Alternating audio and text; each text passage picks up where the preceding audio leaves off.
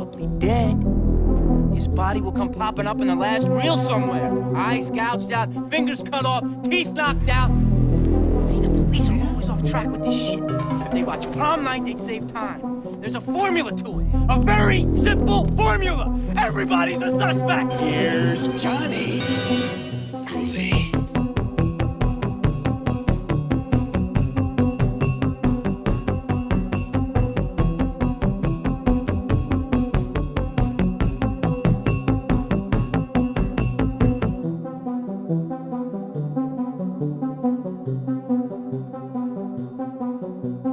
Hey, what it do, y'all? I'm your host, Will. This is Fandom Frequency, where we dive into the entire multiverse of pop culture as we know it, music, anime, TV, or horror movies, or any movie genre that is. But today we're diving into the world of horror once again.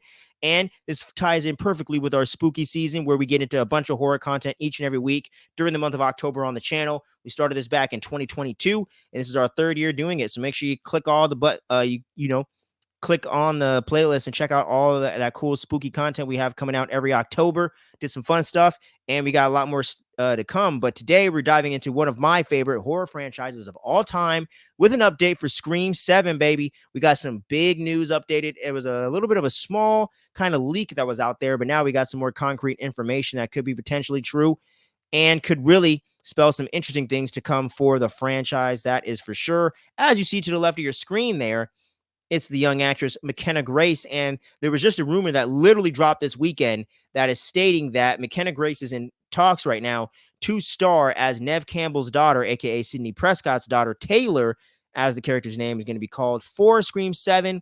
This isn't necessarily confirmed for sure, but it's heavily rumored right now that McKenna Grace is in talks to play Neve Campbell's daughter in the film, and there's going to be two separate storylines going on with Scream 7 as well that have been heavily talked about recently on the interwebs, and that is one's going to focus on Sidney Prescott, of course, potentially her husband, Mark Kincaid, played by Patrick Dempsey, and their friends and people in their age group around the neighborhood where they've moved to in Seattle, Washington, if I'm not mistaken.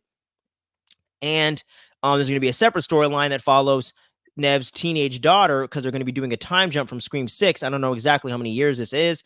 I don't know exactly how old Sidney's daughter was when everything went down in Scream 5. So I'm not completely sure about that fact, but it is going to be interesting to see how they're going to weave these two storylines together and how this is also going to connect to Scream 5 and 6, because it seemed like they were kind of building up a new trilogy, if you will, around the Carpenter sisters. But as we all know, Jenna Ortega has fully moved on from the franchise, at least seemingly for the moment, to do Wednesday. She did Beetlejuice, and is going to be doing a lot more stuff. There's even rumors of her potentially joining the MCU. So there's a lot of things on Jenna Ortega's plate, but I also think she's holding down solidarity with Melissa Barrera, because for those that are somehow underneath a rock but love Scream and aren't aware, Melissa Barrera got fired, and they had to completely retool the Scream 7 script into this new Neve Campbell thing going on to bring her back, after they had a pay dispute in Scream 6, because Melissa Barrera got fired for, let's just say, a tweet that was misconstrued as being anti-Semitic. So I'll let y'all do the research on that. I'm not going to pull up the full quotes and get too deep into it here, but that was something that was going down recently. So Melissa Barrera is out. There is not going to be any Sam or Tara Carpenter in this next installment. We don't even know if Mason Gooding and Jasmine Savoy Brown are going to come back as those characters respectfully. So I'm not even sure really where those things are going to go, or what's in all these dangling threads going on. But it looks like everything's going to be centered around Sidney and what's going on in her world in Scream 7. We also got confirmation that Courtney Cox is set to return as well as her character, Gale Weathers. And it was all rumored for a while, but there was no pen to paper. But now I guess all those deals have been finalized and everything is set, ready to go. And she has pretty much made a quote about it, or had an interview, and there's a quote about it where she's pretty much saying, like, I'm one of the longest surviving Scream queens of the Scream franchise, so it only makes sense for me to come back after getting stabbed like a million times, right? So she's kind of playing fast and loose with the fact that she does have a bit of plot armor as one of those few surviving legacy characters of this franchise. A lot of people, including myself, thought that she was going to get got in Scream 6, and the way that they kind of portrayed that chase sequence and scene, I thought would have been a cool way for her to go out if they were going to do it, because I don't think there's as many interesting places to explore for her character at this point. Don't get me wrong. I love Courtney Cox. I love Gale Weathers. Obviously, she's a huge, important part of the franchise, always has been to a certain extent. But I feel like Scream 4, 5, and 6 didn't necessarily have pivotal roles for her to do, and they were more supporting side character parts that didn't necessarily change up the trajectory of the story, but was really fun to see her involved. She always had a great dynamic with Nev Campbell's Sidney Prescott. So getting to see those two go back and forth and getting to see her back and forth with Dewey, aka David Arquette in Screams 4 and 5, respectfully, because as we all know, Dewey is currently deceased as of Scream 5, getting killed by what was supposed to be Amber, but all of us Stu fans are holding out hope that it's him. But there's all that stuff going down. So we know Gail Weathers is returning. We know Nev Campbell's returning. More than likely, I think Patrick Dempsey will return to play Mark Kincaid, aka the father of the main kind of new final girl in Taylor. And I think they're supposedly, according to the rumors, they're also developing a new trilogy set around Scream 7. So there's a lot of different avenues they can play with that. I think it would make a lot more sense to go with the younger characters of Sidney's, potentially Sidney's daughter named Taylor, or whatever the hell her name is going to turn out to be. But I think there's a lot more potential with that, and casting an actress or a child actress that is of McKenna Grace's caliber, I think is a great move in that direction, because she's been in films for a long time. She was a kid, and she's done great in different things like The Adventures of Sabrina and Annabelle Creation, which was actually one of the few Conjuring spinoffs that's actually really solid.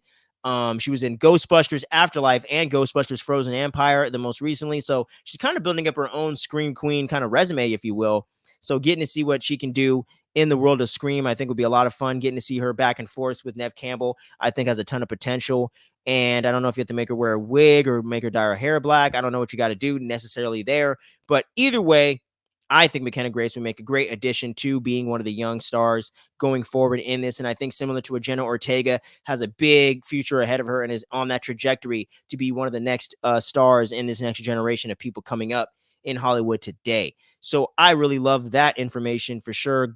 You know, it's going to be cool to see Gail Weathers back in a certain sense, and getting to see her team up with Sidney once again, I'm sure will be a lot of fun in and of itself. But there's also the big hanging plot thread and question of who's going to be the Ghostface killers in this, obviously. What's the motive going to be? How is this connected to the other last two installments? Is there a cult of ghost faces going on?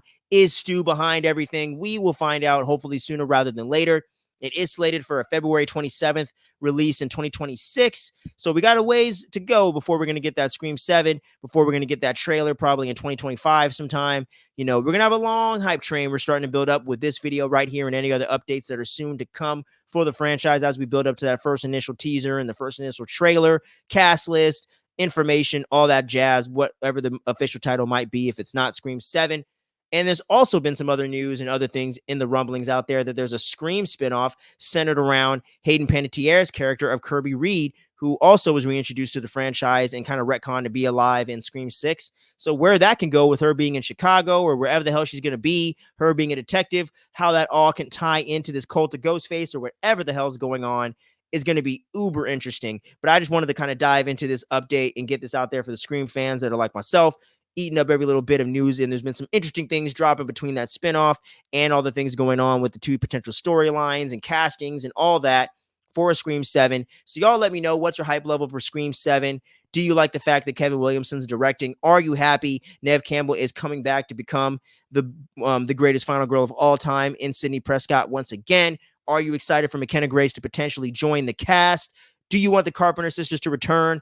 Do you not care about this because we don't have those characters in there? Or are you more like good riddance and glad they're getting back to the basics and getting back to those legacy characters? Or are you in between that and kind of wish they would do something new and fresh and get away from all this stuff? Y'all let me know what you think about this down below in the comments. Like I mentioned earlier in the video, we got a ton of horror content dropping on the channel every single week here for spooky season. So make sure you jump on that. We got a Freddy vs. Jason archive review way back from 2022. I re-edited, got past the copyright. It's live on the channel right now. So please go check out that video. I put in literally over a week's worth of time into that edit back in the day and put in another couple hours recently to re-edit the video. So please go check that out. I also got reviews up for Blade, and we got some other fun rankings and reviews that are going to be coming out very soon. I'm going to be reviewing both Smile films by the end of the month.